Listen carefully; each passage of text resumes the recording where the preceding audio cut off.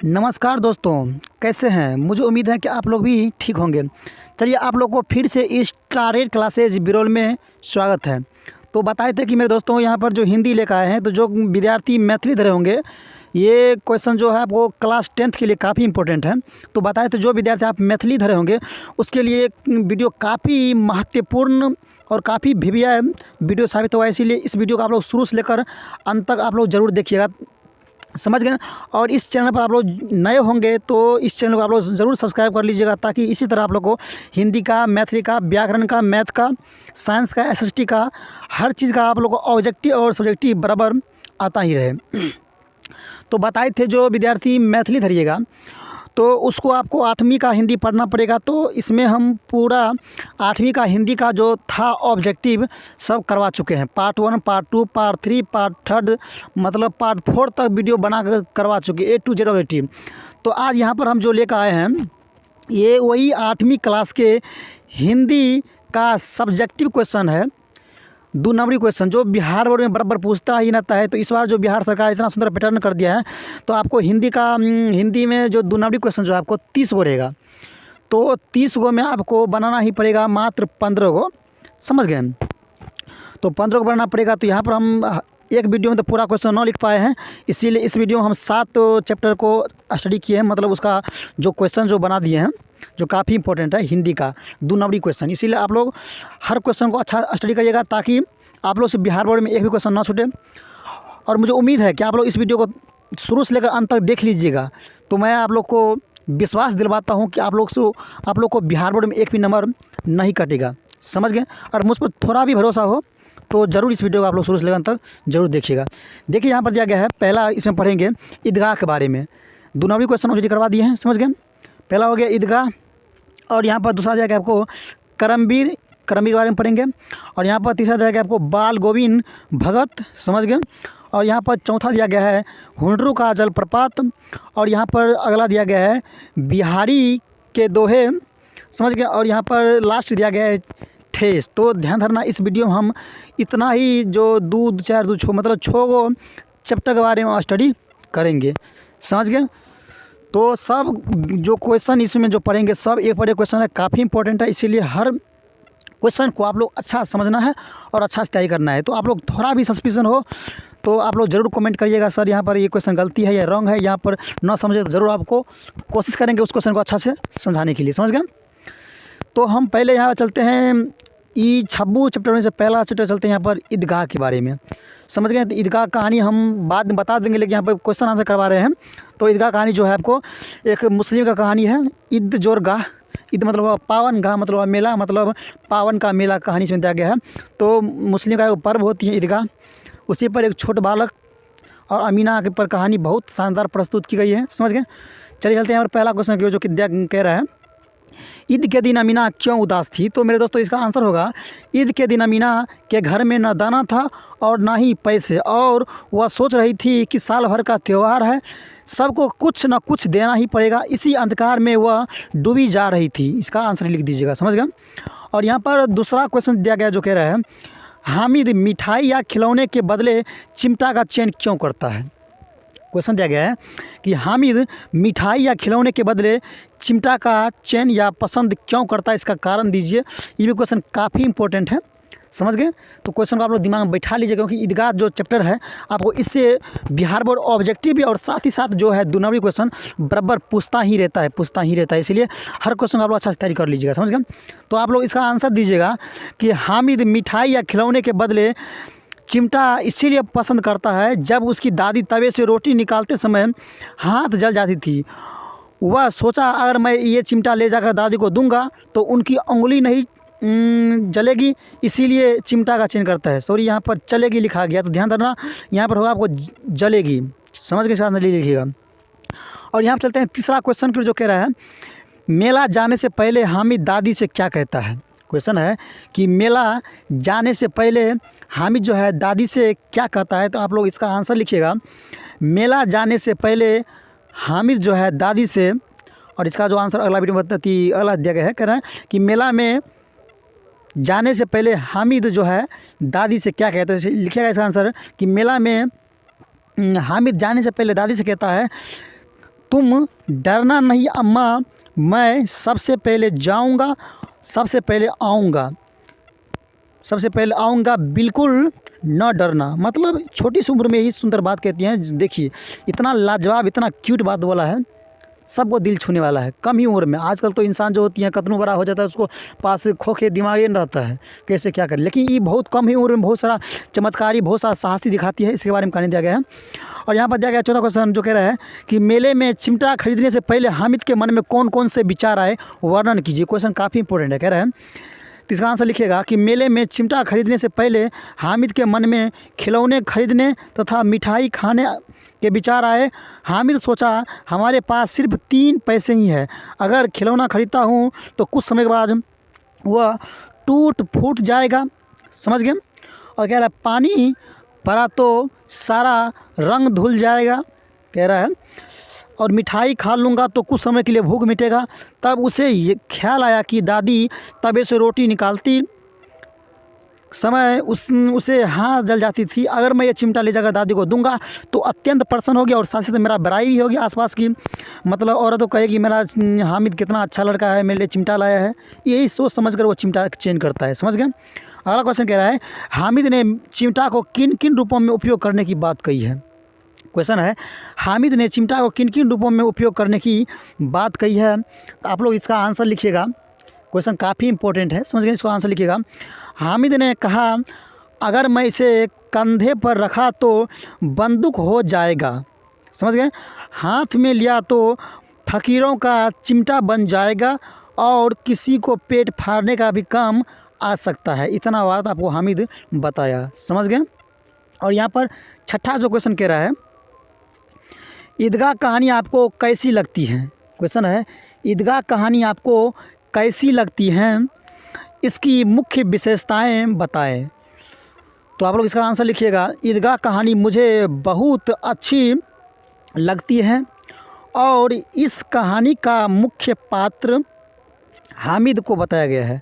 समझ गए। लिखिएगा ईदगाह कहानी मुझे बहुत अच्छी लगती है और इस कहानी का जो मुख्य पात्र जो माना गया आपको हामिद को माना गया है। हामिद लिखिएगा हामिद। और इसमें हर एक बात काल्पनिक है। काल्पनिक मतलब हुआ सोचने वाली बात। हर एक बात जो काल्पनिक है। हामिद कम उम्र में ही जो चंचलता दिखाती है वो आज के समय में असमर्थ है। मतलब नहीं हो सकता। आजकल जो युवा जो छोटे बालक जो होती हैं इतना सुंदर कर्तव्य, इतना सुंदर चंचलता कभी दिखा ही नहीं सकता है आजकल का समय जो कहते हैं, इसीलिए कहीं असमर्थ है। समझ गए। चलिए यहाँ पर चलते हैं अगला क्वेश्चन की जो 7 में कह रहा है चिमटा देखकर अमीना के मन में कैसा भाव जगा।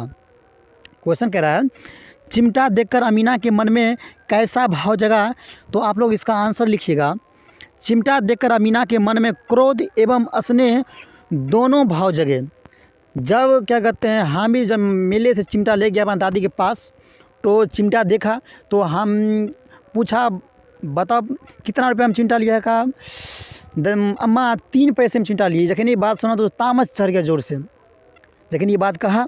समझ गए कि दादी आपको तवे से रोटी उतारती समय निकालते समय जब उंगली जलती थी इसीलिए मैं चिमटा लिया। जगह ने बात सुनकर उसको तुरंत कद्र क्या कहते हैं सॉरी यहाँ पर क्रोध जो था, क्रोध मतलब तामस जो था तुरंत अस्न्य मतलब द्वार प्यार में बदल गया और अपने सीने से लगा लिया उस बालक को। समझिए देखिए कि कितना छोटी उम्र में उसका चंचलता, देखिए कितना टैलेंट उसके अंदर भरा हुआ है। समझ गए। आजकल का जो बच्चा जो है इसका इतना टैलेंट हो ही नहीं सकता है। समझ गए आप लोग। चलिए यहाँ पर ईदगाह था ख़त्म हो गया। अब यहाँ चलते हैं करमवीर की ओर। तो जानते ही होंगे ईदगाह लिखा है आपको प्रेमचंद और यहाँ पर पढ़ते हैं करमवीर। करमवीर को लिखा है अयोध्या सिंह उपाध्याय हरियों, इसका राइटर हो गया। तो यहाँ पर क्वेश्चन दिया गया है करमवीर की पहचान क्या है। तो इसका उत्तर होगा करमवीर की पहचान कर्मवादी होते हैं। वह किसी भी काम को जब ठान लेता है तो उसे करके ही छोड़ता है और वो अपनी चंचलता भीड़ में भी दिखलाती है, वही करमवीर कहलाती है। समझ गए। अगला क्वेश्चन दिया गया है 9 नंबर कि अपने देश की उन्नति के लिए आप क्या क्या कीजिएगा। क्वेश्चन को गौर सुनिएगा। कह रहा है अपने देश की उन्नति के लिए आप क्या क्या कीजिएगा। उन्नति का अर्थ यहाँ बताया गया आपको विकास के लिए। समझ गए ना। तो आप लोग इसका आंसर लिखिए हम अपने देश की उन्नति के लिए कठोर से कठोर मेहनत करेंगे, परिश्रम करेंगे और हम अपने समाज के लोगों के बीच एकता बनाएंगे। समझ गए।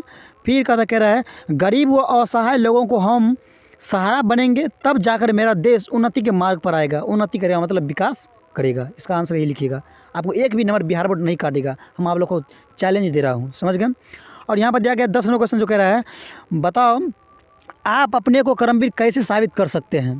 क्वेश्चन है कि आप अपने को कर्मवीर कैसे साबित कर सकते हैं। तो आप लोग इसका आंसर लिखिएगा। बहुत लाजवाब आंसर है। कह रहा है हम अपने को कर्मवीर साबित करने के लिए कठिन से कठिन मेहनत करेंगे। मेहनत का क्या हुआ? परिश्रम। तो ध्यान दीजिएगा, कठिन से कठिन मेहनत करेंगे। जैसे लिया है वो एग्जाम्पल, जैसे हम एक विद्यार्थी हैं और विद्या अध्ययन करना मेरा कर्म है। अगर मैं अपनी पूर्ण निष्ठा से पढ़ाई करूंगा तो ज़रूर मेरा सफलता पहुंच चुमेगी। उचित है जब आप लोग हम या आप अगर अच्छा से मेहनत करेंगे तो आपको शानदार रिजल्ट ज़रूर आएगा। तो उस समय दुनिया आपको ज़रूर साथ हो जाएंगे, समझ गए।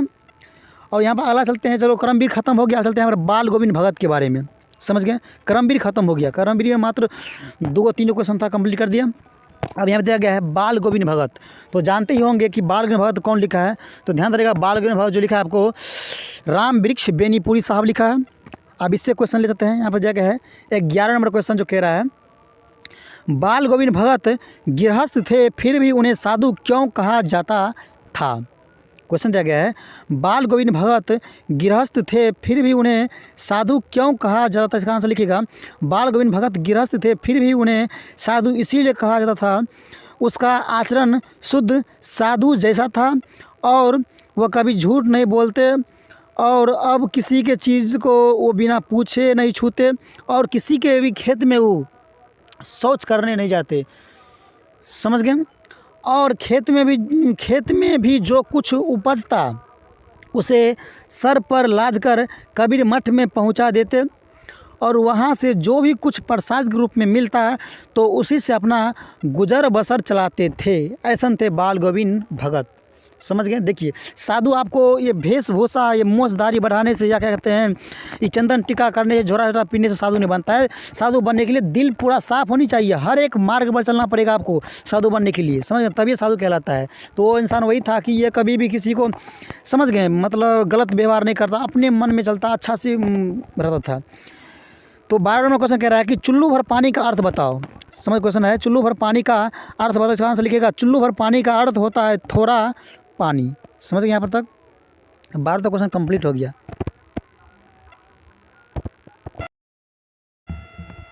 चलिए दोस्तों आप लोग 12 तक क्वेश्चन समझ गए होंगे। अब यहाँ पर चलते हैं 13 नंबर क्वेश्चन की ओर जो काफ़ी इंपॉर्टेंट है, समझ गए। बाल गोविंद भगत से यहाँ पर लिया गया है। तो कह रहा है यहाँ पर भगत ने अपने बेटे की मृत्यु पर अपनी भावनाएं किस तरह व्यक्त की। क्वेश्चन कह रहा है भगत ने अपने बेटे की मृत्यु पर अपनी भावनाएं किस तरह व्यक्त की। इसका आंसर लिखिएगा भगत ने अपने बेटे की मृत्यु पर साधु वाला भावनाएं व्यक्त की। वह लाश के नज़दीक एक चिराग जलाकर रख दिया और उस पर कुछ फूल डाल दिया तथा आंगन में बैठकर कबीर पंथी गीत गाना शुरू कर दिया और कभी गाते गाते, समझ गए, अपने कह रहा है और कभी गाते गाते अपने पतहू के पास जाता। पतहू का अर्थ बताया गया है पुतहू जिसे बोलते हैं, वही पतहू लिखे हैं पर हिंदी में। तो पतहू के पास जाता और उसे कहते रोने का समय नहीं है, उत्सव मनाने का समय है, क्योंकि आत्मा परमात्मा के पास चली गई। इससे बढ़कर खुशी की क्या बात हो सकती है। तो इसका इतना आंसर आप लोग लिख दीजिएगा इसका, समझ गए। चलिए चलते हैं यहाँ पर 14 नंबर क्वेश्चन की ओर जो कह रहा है ये भी काफ़ी इंपॉर्टेंट है। बाल गोविंद भगत ने पुतहू से बेटे की आग क्यों दिलाई। क्वेश्चन कह रहा है बाल गोविंद भगत ने पुतहू से बेटे की आग क्यों दिलाई। इसका आंसर लिखिएगा बाल गोविंद भगत ने पुतहू से बेटे की आग इसीलिए दिलवाई क्योंकि उसके पास अब कोई संतान नहीं है। बाल गोविंद भगत अपने से तो आग नहीं दे सकता, इसीलिए वो अपने पुतहू से ही आग दिलाई, क्योंकि सिर्फ उसका इकलौता पुत्र था और वो इकलौता पुत्र बोधा टाइप था। मतलब समझिए ना, उतना चरफर चुस्ती फुर्ती वाला पुत्र नहीं था, इकलौता था, मंदबुद्धि वाला था, वो भी मरिए गया, कोई था ही नहीं, इसीलिए अपना पुतों से आगे दिलवाया था, समझ गए। चलो यहाँ तक समझ गए। अब हम चलते हैं 15 नंबर क्वेश्चन की ओर जो कह रहा है पुतहू जो है बाल गोविंद भगत को छोड़कर जाना क्यों नहीं चाहती थी। क्वेश्चन कह रहा है कि पुतौ बाल गोविंद भगत को छोड़कर जाना क्यों नहीं चाहती थी। तो इसका आंसर लिखिएगा, पुतौ बाल गोविंद भगत को छोड़कर जाना इसीलिए नहीं चाहती थी, वह कहती अगर मैं आपको छोड़कर चली जाऊंगी तो कौन आपको बुढ़ापा का सहारा बनेगा और कौन आपको प्यास लगने पर चुल्लू भर पानी देगा, इसीलिए मुझे अपने चरणों से अलग नहीं कीजिए। इसीलिए बार बार बेचारी विनती करता बाल गोविंद भगत से। समझ गए, इसका आंसर इतना ही लिखिएगा। चलिए चलते यहाँ पर 16 नंबर क्वेश्चन की ओर, जो कह रहा है पुतौ के रोने पर भी भगत का निर्णय क्यों नहीं बदला। ये क्वेश्चन बिहार बोर्ड में क्या बार ने पूछ दिया गया क्वेश्चन है, दिमाग में बैठा लीजिएगा। कह रहा है पुतौ के रोने पर भी भगत का निर्णय क्यों नहीं बदला। तो इसका आंसर लिखिएगा, पुतौ के रोने पर भी भगत का निर्णय इसीलिए नहीं बदला क्योंकि कहा तुम अभी नाबालिग हो और तुम्हें अभी तक कोई संतान भी नहीं हुआ है, ज़िंदगी इस विधवा बनकर मत काटो, इसीलिए तुम जाकर नहीं दूसरा शादी करके अपना घर बसा लो।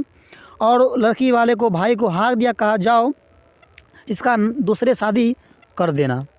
तो इतना आप लोग आंसर इसका लिख देने का है। समझ गए। तो 16 तक आप लोग क्वेश्चन कंप्लीट कर लिए होंगे। अब चलते हैं यहाँ पर 17 नंबर क्वेश्चन की ओर। तो ये भी क्वेश्चन काफ़ी इंपॉर्टेंट है। कह रहा है कि बाल गोविंद भगत के आखिरी दलील क्या थी। क्वेश्चन कह रहा है कि बाल गोविंद भगत की आखिरी दलील क्या थी। दलील क्या, प्रतिज्ञा क्या थी। तो इसका आंसर लिखिएगा कि बाल गोविंद भगत की आखिरी दलील दी कि तू जा इस घर से, नहीं तो मैं इस घर को छोड़कर चला जाऊंगा। यही था उसका आखिरी दलील बाल गोविंद भगत का। समझ गए। और यहाँ देखिए 18 नंबर क्वेश्चन, जो कह रहा है धर्म का मर्मज्ञ आचरण में है, अनुष्ठान में नहीं, स्पष्ट कीजिए। मर्मर बोलते हैं इसे। तो कहता है धर्म का मर्मर आचरण में है, अनुष्ठान में नहीं, स्पष्ट कीजिए। इसका आंसर लिखिएगा, धर्म का मर्मर जो है आचरण में है, अनुष्ठान में नहीं। इसका अर्थ है जो धर्म जो है वह किसी जात पात को नहीं दिखता है, उचित है। समझ गए।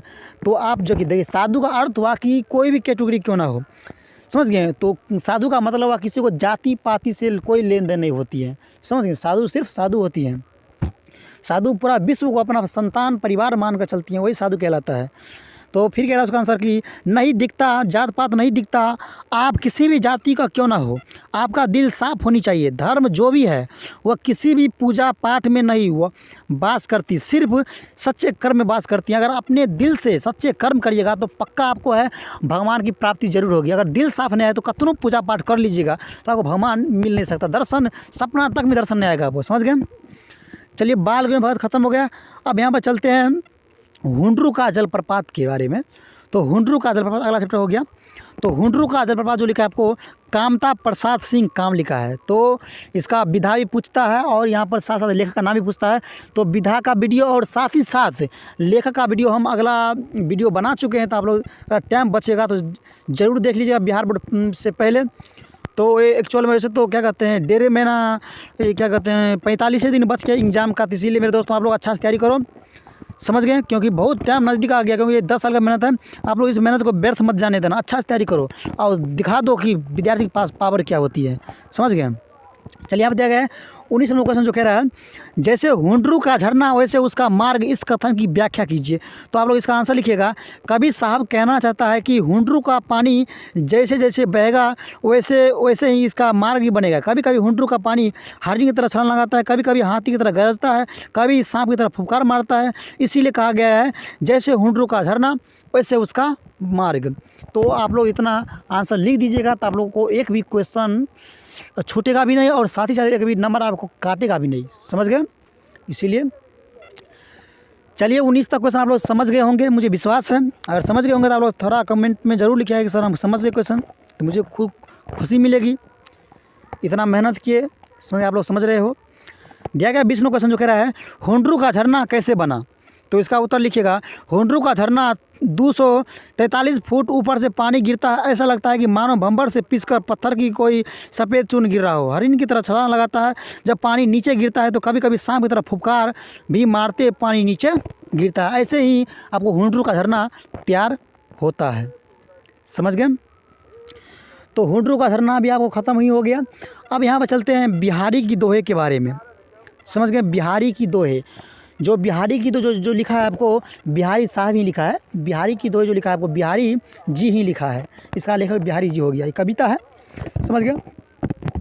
तो इसमें जो क्वेश्चन कह रहा है, दुर्जन के साथ रहने से अच्छी बुद्धि नहीं मिल सकती, इसकी उपमा में कवि ने क्या कहा है। क्वेश्चन ये भी लाजवाब है, सही बात कहता है। दुर्जन क्या हुआ, खराब लोग, समझ गए।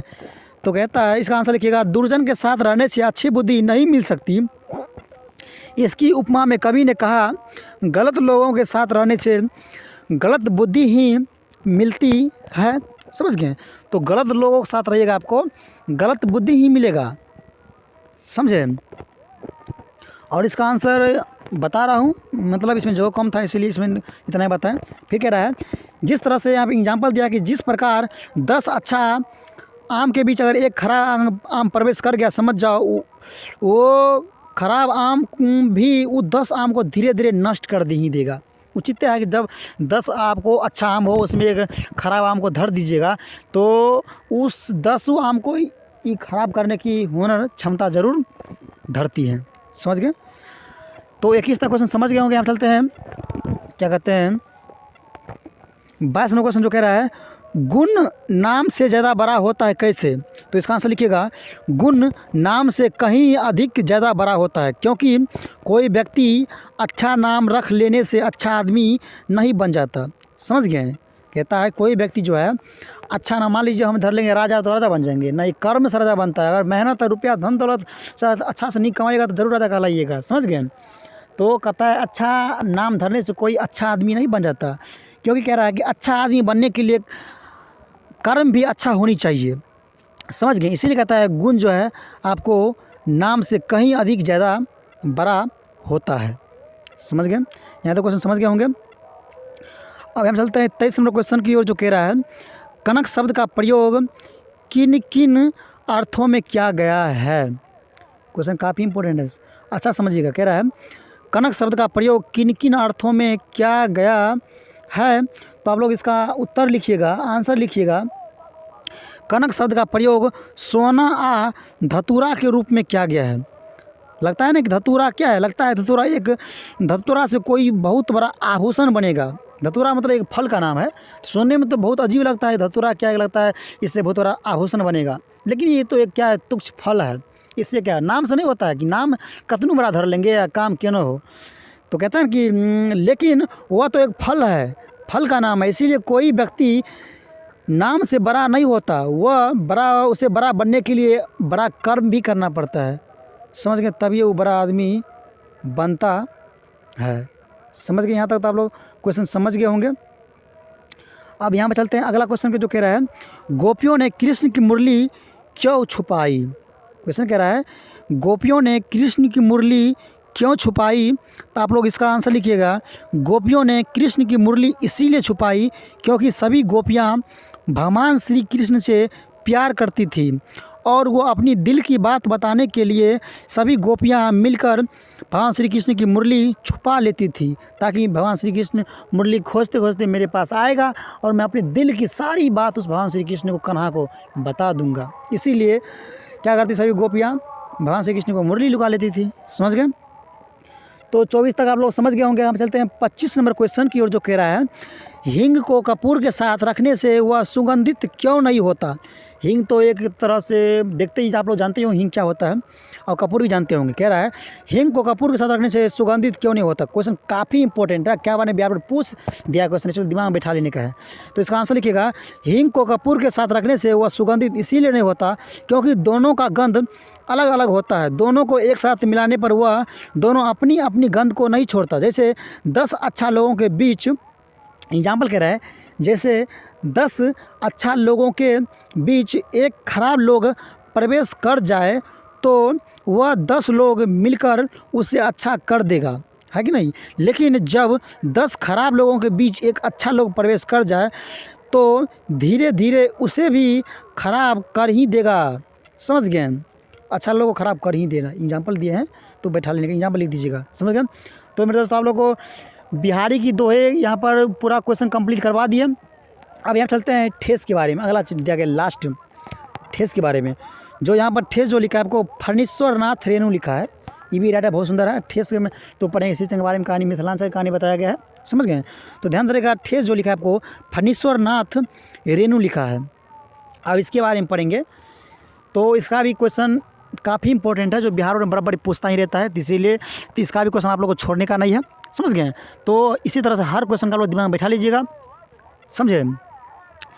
चलिए यहाँ पर चलते हैं 26 नंबर क्वेश्चन की ओर, जो कह रहा है गांव के किसान सिरचन को क्या समझते थे। क्वेश्चन कह रहा है गांव के किसान सिरचन को क्या समझते थे। तो इसका आप लोग उत्तर लिखिएगा। गांव के किसान सिरचन को कामचोर, मुफ्तखोर और चटोर आदि समझते थे। वह किसी का भी काम करने जाता तो वह पहले पेट भर खाता और जो काम एक दिन में पूरा होता उसे धीरे धीरे करते करते 2 दिन लगा देता, ताकि उसे इसी तरह नया नया भोजन, अच्छा सा भोजन, चाटकर भोजन मतलब जो होती है चटपटी भोजन मिलता ही रहे। इसीलिए लोग उसे चटोर, बेकार, क्या कहते हैं, रंग बिरंग का जो है बोलता ही रहता, ठीक है ना। तो यहाँ पर समझ गए। आगे चलते हैं क्या कहते हैं 27 नंबर क्वेश्चन की ओर, जो कह रहा है इस कहानी में आए हुए विभिन्न पात्रों के नाम लिखिए। कह रहा है इस कहानी में आए हुए विभिन्न पात्रों के नाम लिखिए। तो ध्यान देना, इसको ये भी क्वेश्चन काफ़ी इंपॉर्टेंट है। कह रहा है इस कहानी का मुख्य पात्र सिरचन को माना गया है, समझ गए। और इसके अलावा चाची आया है, बहुरिया आया है, दीदी हुआ, मानू हुआ तथा पंचानंद चौधरी के बेटे भी शामिल इस पात्र में है, समझ गए। इसका आंसर लिख दीजिएगा। और यहाँ पर दिया गया 28 नंबर, सिरचन को पान का बीड़ा किसने दिया था। क्वेश्चन कह रहा है सिरचन को पान का बीड़ा किसने दिया था। तो ये क्वेश्चन तो ऑब्जेक्टिव तौर पर बराबर क्या बार ने पूछल गया क्वेश्चन है और दोनों तो पूछबे करता है, समझ गए। ध्यान रहेगा, सिरचन को पान का बीड़ा किसने दिया था। क्वेश्चन दिमाग को हिलाने वाले क्वेश्चन है, इसीलिए अच्छा से आप लोग तैयारी कर लीजिएगा। तो आप लोग इसका उत्तर लिखिएगा। सिरचन को पान का बीड़ा मानू ने दिया था, समझ गए। ऑब्जेक्टिव तौर पर ये पूछ सकता है, तो आप लोग को ऑब्जेक्टिव कंप्लीट हो जाएगा, प्लस साथ साथ दोनों क्वेश्चन कंप्लीट हो जाएगा, ठीक है। तो लिखिएगा सिरचन को पान का बीड़ा मानू ने दिया था। चलिए चलते हैं यहाँ पर इस वीडियो का सबसे लास्ट और आखिरी क्वेश्चन, जो कह रहा है 29 नंबर। इसी तरह से इससे और अगला क्वेश्चन आप लोग चाहिए तो आप लोग चैनल को सब्सक्राइब कर लीजिएगा। तो फिर आप लोग को अगला वीडियो 2 दिन के बाद, या क्या कहते हैं अगला इस वीडियो के बाद अगला वीडियो भी आप लोग बहुत जल्दी बना देंगे, इसलिए चैनल को सब्सक्राइब जरूर कर लीजिएगा, समझ गए। तो क्वेश्चन कैसे कह रहा है कि आपके विचार से सिरचन का महत्व कम क्यों हो गया। तो आप लोग इसका आंसर लिखिएगा। हमारे विचार से सिरचन का महत्व कम इसीलिए हो गया क्योंकि सिरचन जो है वह काम बहुत ही अच्छा करता है, परंतु जो काम करता वो जो काम ख़त्म होता 1 दिन में, उसे काम को झुलाते झुलाते 2 दिन लगाता, समझ गए, लगाता। और खाने की मांग बहुत ही अच्छी चीज़ करती, इसीलिए सभी के नज़र में धीरे धीरे सिरचन का जो महत्व है कम हो गया। आप लोग इसका आंसर यही लिखिएगा, समझ गए। तो आप लोग इसी तरह से पूरा हिंदी का अगर सब्जेक्टिव क्वेश्चन चाहिए तो आप लोग चैनल को सब्सक्राइब कर लीजिए, समझ गए। तो इसी तरह से अगला वीडियो में आप लोग क्वेश्चन जरूर मिल जाएगा। कह रहे हैं कि अब इससे आगे अगला वीडियो में, समझ गए, क्वेश्चन मिलेगा। तो आप लोग चैनल को जरूर सब्सक्राइब कर लीजिएगा, ताकि लाइक भी कर लीजिएगा, समझ गए। इसी तरह से आप लोग क्वेश्चन मिलता ही रहेगा। आप लोग अच्छा से तैयारी करो, टाइम बहुत कम नज़दीक बच गया है। Very good.